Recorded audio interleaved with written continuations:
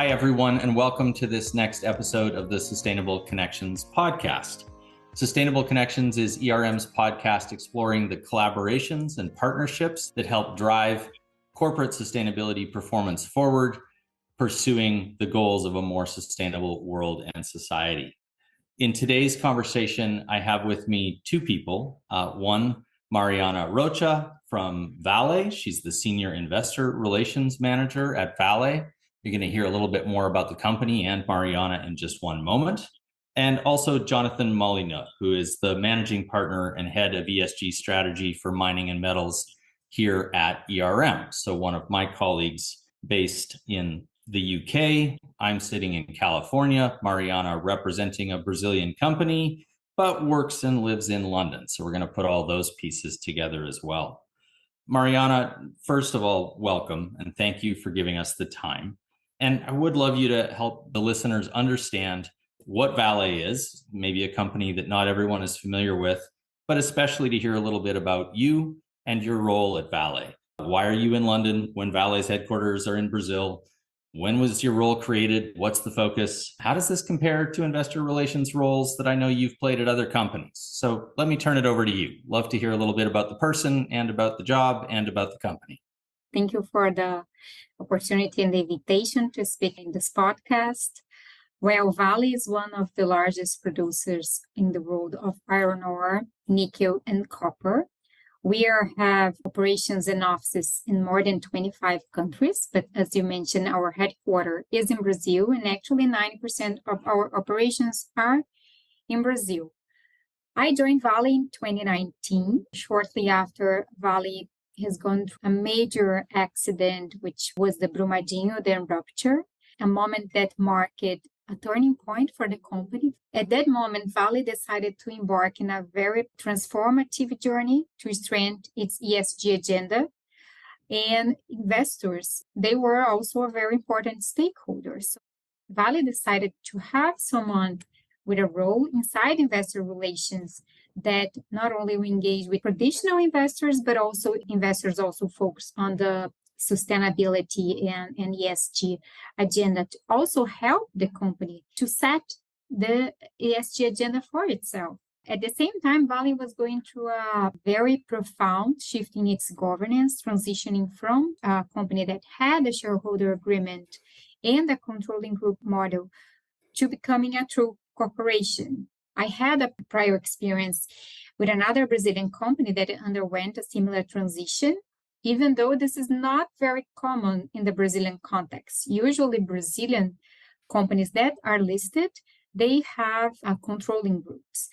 So I came to Vale in this context of incrementing its ESG agenda, and at the same time, there was a huge shift in governance. And as you mentioned, I now moved to London. This is quite recent. Vale decided to have a representative here in London because while we have operations and offices in more than 25 countries, we did not have any presence here in London.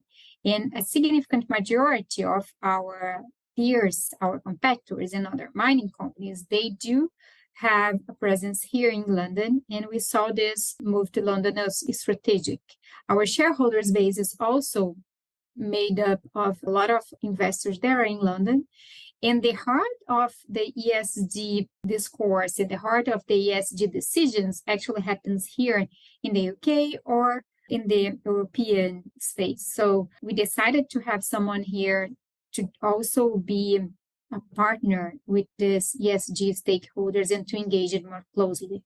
My role at Vale, it's very different from my past positions. It's profound emphasis on sustainability.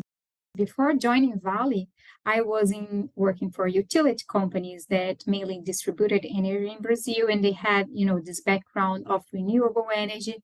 So I can say it was more easy way to talk to investors about sustainability. And now being part of a company that works in an extractive industry, and it adds a lot of layers of complexity, especially a company that has been involved in huge accidents and has a lot of controversies. I feel also that through collaboration, I can make a bigger difference as well.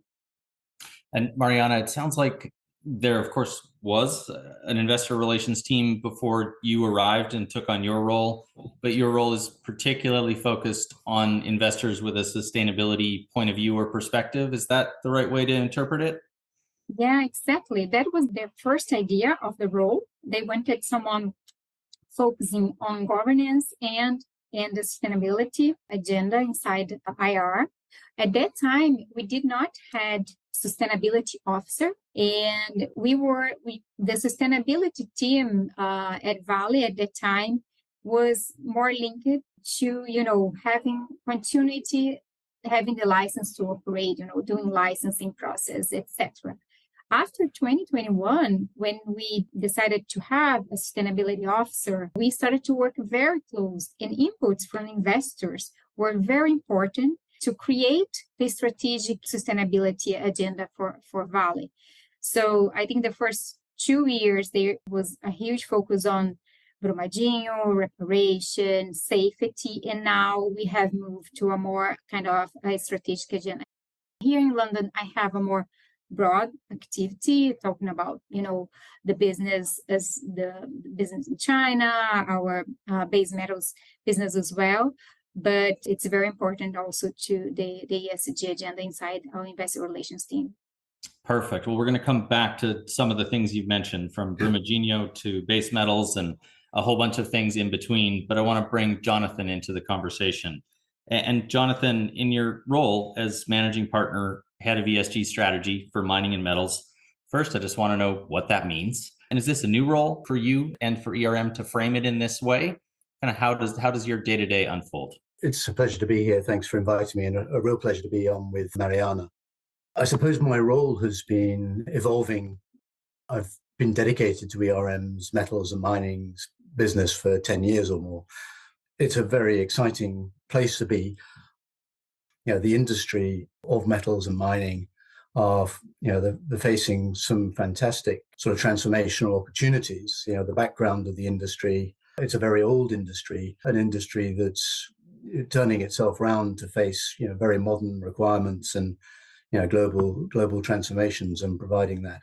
We get a chance to work with the leaders and decision makers of the world's leading metals and mining companies to help support them and advise them around making some tremendous decisions. We love working through those with our clients and helping them figure out how they're going to deliver value to their shareholders, but make an impact on the world in the process. And several of the things you said, Jonathan, that old industry, modern needs, the tremendous, I think, scale of the decisions that kind of sit in front. Can you give us an example of those kind of decision pathways that are sitting in front of you and clients and that you're helping people with right now? I think the world as a whole, and investors in particular, are very rapidly maturing their insight around the implications of ESG and sustainability and what it might mean for economies and business models.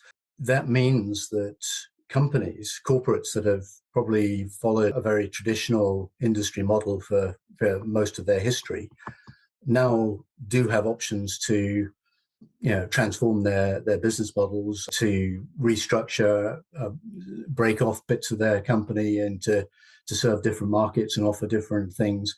And it's all, of course, in the context of supporting the world's transition to a low carbon economy.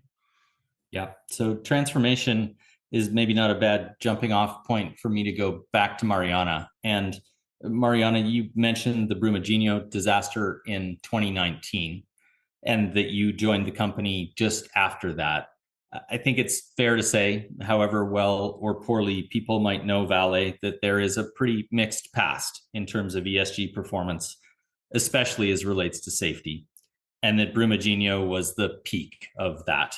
And we hope the end of that as well. A dam failed, many people died. The Vale leadership is almost entirely new since then. You've come on since then. The team's been working to improve Vale's ESG performance and its reputation. So I think maybe hearing how Brumadinho and other past ESG issues taught Vale about what it needed to be and how it needed to perform differently and how the new leadership is changing the company in response would be fantastic. We have been learning a lot since Brumadinho. and transforming our culture and our practices. In 2019, we decided to add pillars to our strategy that could address the safety and operational aspect. And also, we want to have a new pact with the society.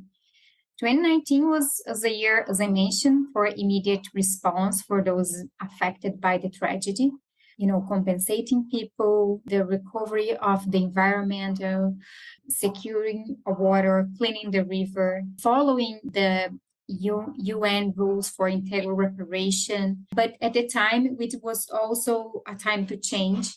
And there was a changing several levels inside the company. If I could start talking a little bit of the board, we have implemented an audit risk committee, which is 100% composed by independent members. We have a more diverse background in our board. In the past, sometimes investors used to criticize Vale for having board members with a lot of financial skills coming from banks, etc. And we changed the board and we defined a skills matrix.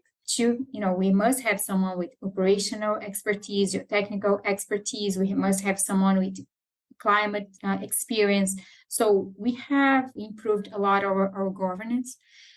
Many changes were made to the C-level as well, and the CEO, the COO as well. We have created a specific office to take care of the safety and geotechnical structures. And it was very important, to ensure the non-repetition, because this is very important. Vale implemented several process and governance changes to strengthen its safety and also its geotechnical structures. We defined our tailings and dam management system. We decided to adopt EOR, which is the engineer of records, like a family doctor for all of our dams that are monitored periodically. And we made a bold decision to completely eliminate all the dams that are upstream, the same constructive method that Brumadinho Dam was built. We are in this process. This is a long process. We decided that we need to reduce our reliance on tailings dam in our productive process. There was also a huge shift in the company to increase its dry processing, installing more filtration plants or a stacking system for tailings treatment. We invested 2.5 billion in new filtration plants that we can rely less in dams. Our ultimate goal is not have to rely on dams, right? So the company learned a lot, and I think the first 2 years there were a lot of things in response to the event, and also to make sure that we are in the right pathway to the non-repetition of what happened. And then we were able also to think, okay, we want a new pact with the society. We want to go beyond reparation and beyond the tailings agenda. We defined our targets for climate, for biodiversity, our social ambition. We defined diversity targets as well to double the female workforce in the company. Racial target was defined 2 years ago. And I can say that Brumadinho was a driver for change inside the company, but it was also because people were at the same time changing the culture, changing the mindset of the company to be prepared to this huge strategic transformation of the agenda of the company. Interesting. Just noticing, Mariana, you kind of started and ended with the word culture, and so many elements had to line up to make that shift from greater board independence, different levels of focus and mechanisms around safety, new expertise being brought in, the shift in processes from reliance on tailings to more dry processes. And that once you got that core maybe established and growing, you could broaden the ESG agenda and include climate, biodiversity. Jonathan, I wonder if we look across the mining sector more broadly, which of the same ESG issues are behind the most forceful ESG trends as we see at Vale, and which are different?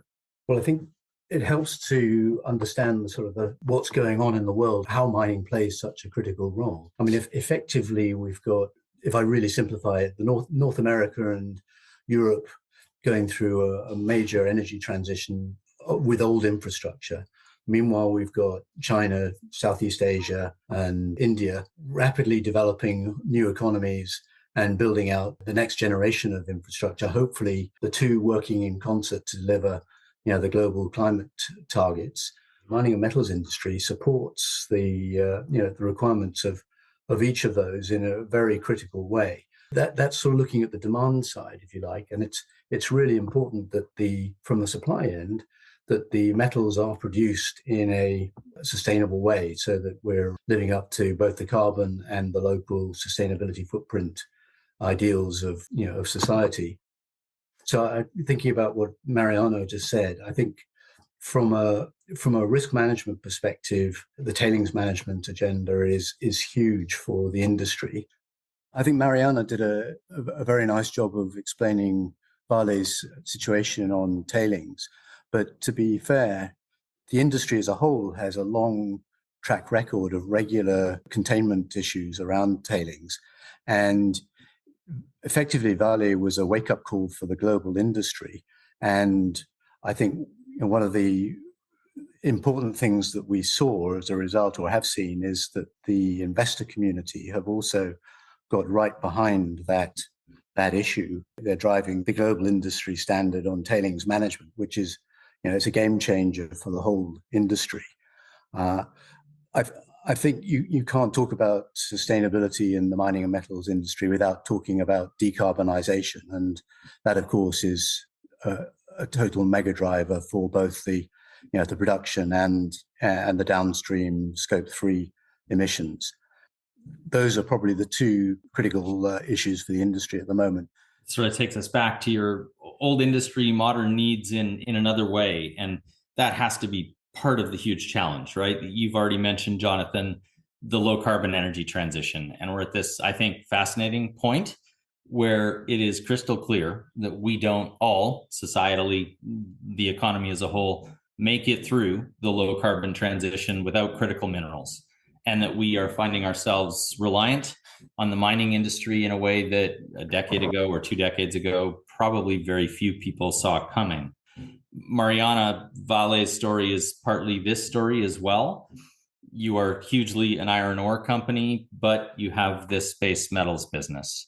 And very recently, you've rebranded it as Energy Transition Metals. So kind of picking up on the hints Jonathan's been giving us about the import of the mining industry to the low carbon transition. Why did you rebrand? Where is this company going to go? How does it operate differently than the rest? Tell us a little bit of that story. It's an old industry providing minerals, a very quick transformation for our base metals business here. Our base metals portfolio has a quite unique equity story. We have, the right assets in the right places at the right time. We hold a product that is composed mostly of class 1 low carbon nickel and low copper concentrates. We see that's a secular shift in demand from the energy transition and the EV megatrends, while supplying remains a challenge, right? We have the assets in the right locations because you have a unique resource base, efficient processing plants located in safe geographies, mainly Canada, Indonesia, and in Japan. And we are taking the right actions. We have a well-defined strategy to achieve operation excellence. We have a very large portfolio of new projects. We expect to invest between 25 and 30 billion only for our base metals division in the next 10 years. We decided to do this deal to unlock value of our base metals division, as we saw that the business was not well precified inside Vale's holding business, which is mainly iron ore. We decided to create this leading future-facing commodity platform together with another 2 partners. And also to accelerate this growth, as I mentioned, that we have this $25 to $30 billion capex for the upcoming 10 years. And we want to almost double our nickel production and almost triple our copper production. We see that our nickel business is very much exposed to the high quality applications, including battery grade products and the EV industry. We expect that global demand for nickel will grow by 2 million tons per year until 2030, mostly driven by the EV demand. This is actually a 50% increase from today's market. We see that the class 1 supply, which is a higher grade of better quality of nickel, which in addition to being a low carbon one, it's specifically what the EV industry wants. We have said we will have at least 40% of our class 1 nickel production directed to the EV industry. And our copper story is very interesting as well, because renewable energy investments in EV growth should also drive the copper demand. Copper demand from EV also should grow around 20% per year. And also copper is much needed for the renewables. Our base metals business is a really unique equity story. We see our base metals assets as unique in a very unique moment. Everything about the energy transition, I'm struck over and over, the scale and the speed at which we need to go. It's reflected in some of the numbers you threw out. You're going to produce twice as much nickel, 3 times as much copper, that the demand rates are going to grow tremendously year over year. Jonathan, this gives evidence of how much desire there is for more access to critical minerals. And we know that they are so key to the climate agenda ahead of us. Are there particular ESG risks associated with critical minerals? I mean, I guess let me rephrase that. There are critical mineral ESG risks. If anybody's reading the headlines, we know. So maybe the better way to frame that is, how do we manage the particular ESG risks associated with critical minerals? The risks that investors are interested in, they're interested in upside and downside. From an upside perspective, I think investors anticipate a segmentation of many of these sort of critical mineral markets around the different applications, and a producing company to being able to stake out a position in the premium markets is, I think, really important from a value generation and a brand building perspective. How to do that takes you to the supply side and how these metals are produced. And from a sort of a global perspective, we talked about carbon earlier, and everybody's of course super conscious about carbon emissions in production and in the value chain downstream. So that's almost a given. I think the other really important ESG risk is the local factors that will govern whether or not a new critical minerals mine is able to be constructed. Requires modern thinking and a modern vision for mining, because, to be honest, stakeholders and civil society are not so tolerant of the historic practices of the industry. And that puts a lot of focus on innovation within the industry and on working with the local stakeholders to produce new socioeconomic solutions for the mines in those locations, as well as new and far better biodiversity footprints of the mines. So we've got this huge and growing demand for critical minerals. We still have demand for all the traditional commodities that mining supplies. You've taken us into the territory, Jonathan, of the associated risks and the stakeholders who want to see different performance. So Mariana, I want to bend back to you. Investors are among the stakeholders who care about these issues quite deeply. They've partly shaped the ESG agenda and how we define it. They, of course, are actively involved in the access to capital that's necessary for critical minerals to be developed. and distributed at the pace that we need it.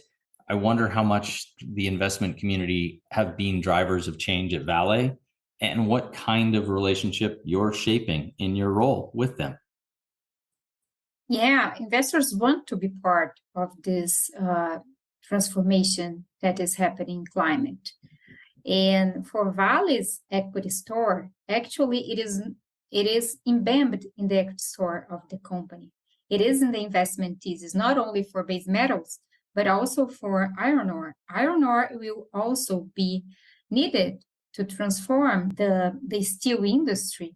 And in the past, iron ore was mainly used, for property, infrastructure, and the new wave of demand will come from the change needed to the electrification, change for renewable energy, etc. We have a very unique mineral endowment for iron ore.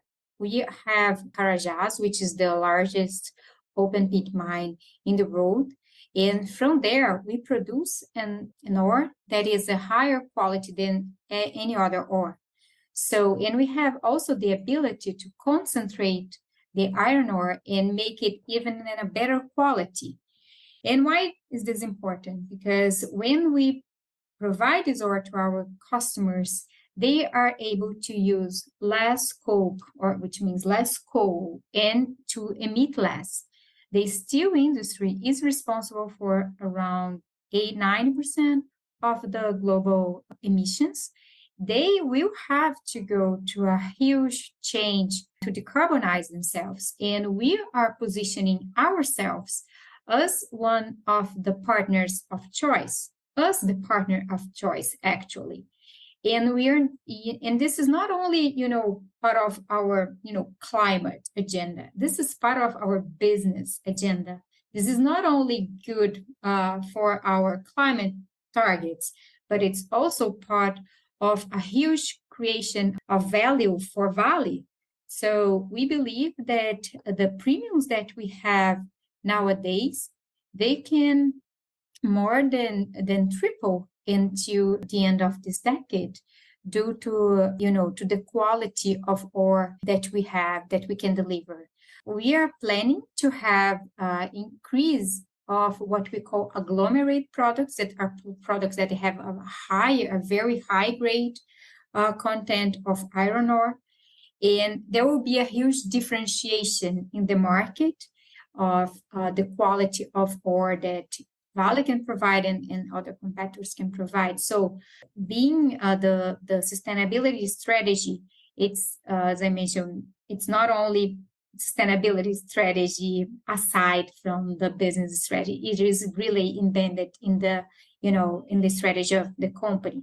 And investors play a very important role in this part, as they want also to kind of take advantage of this growth in premiums and see this creation of value for the company.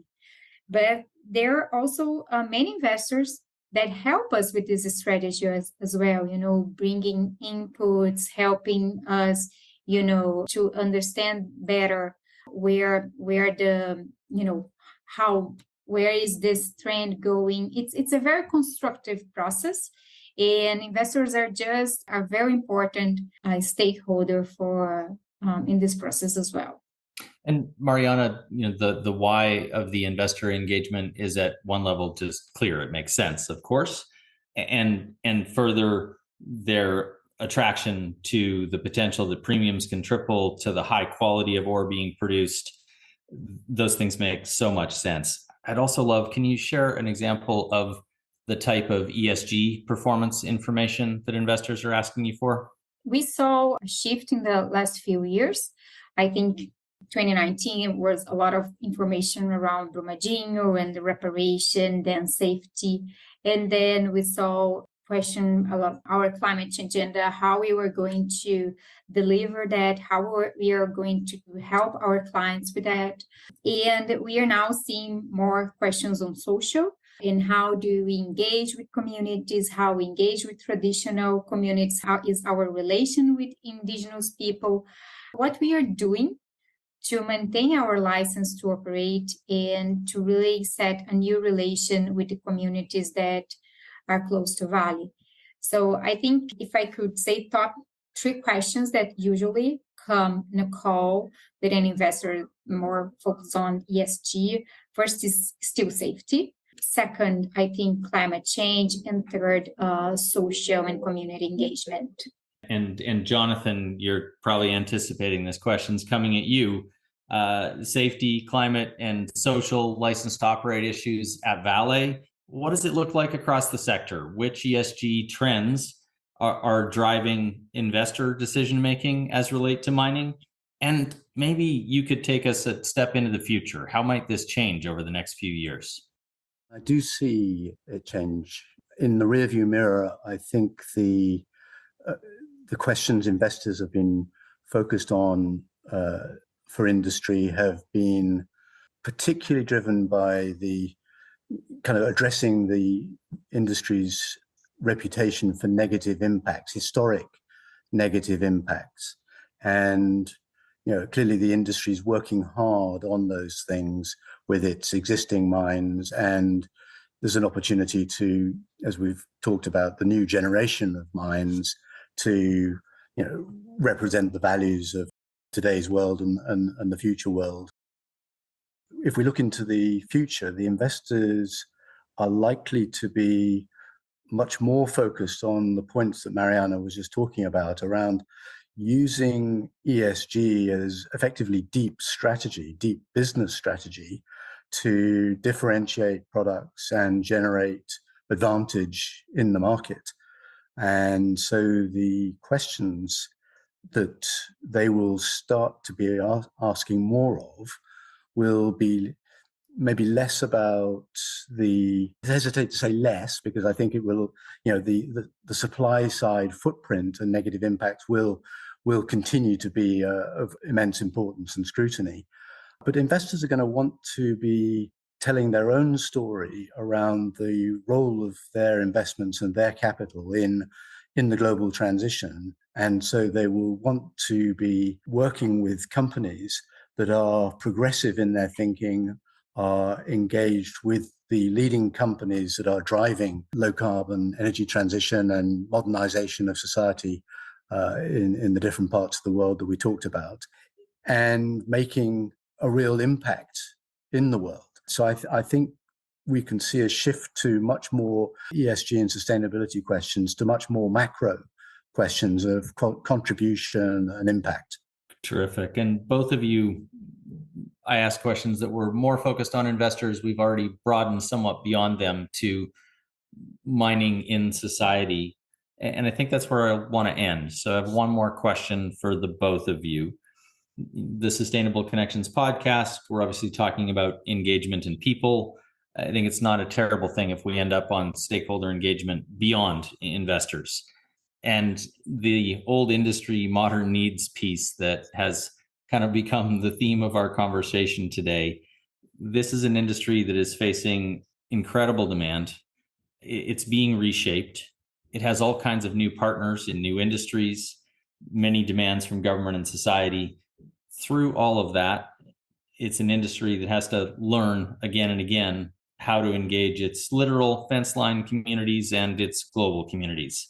So for each of you, what aspect of stakeholder engagement is going to be critical over the next few years for the mining industry to help improve ESG performance, to maintain license to operate, and to create value? Mariana, I'll go to you first, and we'll wrap up with Jonathan.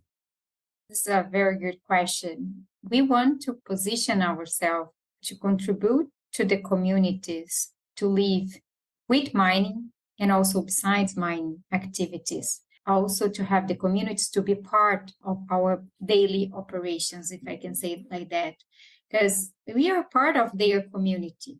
And in the past, maybe we had an approach to be, I'm the priest, I'm the large one, I came here to impose my will. So now we want to kind of work with them. That's why we have set community engagement plans, and we listen. We actively listen to communities. And it begins in the beginning of the exploration process. It's not after something happened. It has to be in the beginning of our R&D, our sustainability team, our human rights team. They have to go at the beginning of the process to understand the tradition. How is the tradition of this community? What they want? What they need? Do they need education program? Do they need health programs? Do they need income generation program? So we want to be a friend for the community as well. That's why we defined our social ambition. We redesign our goals. And we are also thinking about how this social engagement can also cope with our climate change and biodiversity agenda, in working also, to have that transition that has been in vogue at the moment.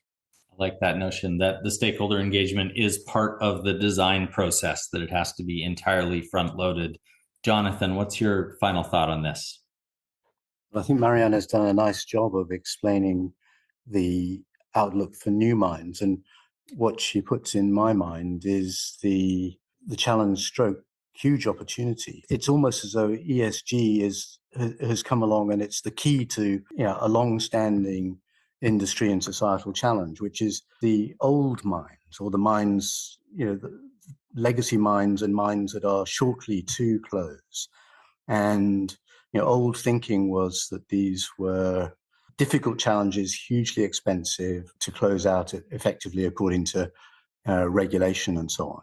And what ESG and sustainability has effectively triggered is a whole new lens to look at these former production assets and imagine ways to create a new chapter in their lives. And what I'm talking about is reimagining mine sites for new applications, redeveloping them. There are some fantastic equations to solve for regeneration, and that has effectively opened up an opportunity for creating another wave of value for the local communities around those mines through employment and all sorts of regeneration possibilities, and actually another wave of value for the owners of those former mine sites, or whoever might take on the operation of those former assets as a new owner.